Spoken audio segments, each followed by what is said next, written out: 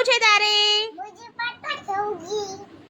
ચલો બનાતે हैं pasta. Amazing. સૌથી પહેલા તપેલી ગેસ ઉપર મૂકીશું, પછી તેમાં નાખીશું પાણી અને તેમાં નાખીશું પાસ્તા, મીઠું નાખીને આપણે હલાવી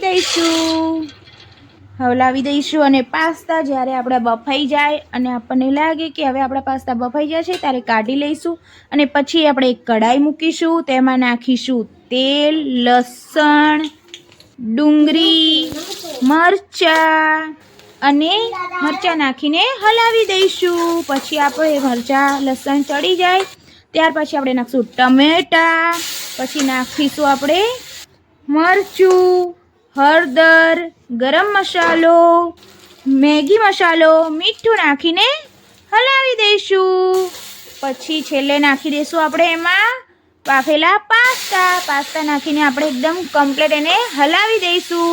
એટલે થઈ ગયા છે આપણા પાસ્તા તૈયાર।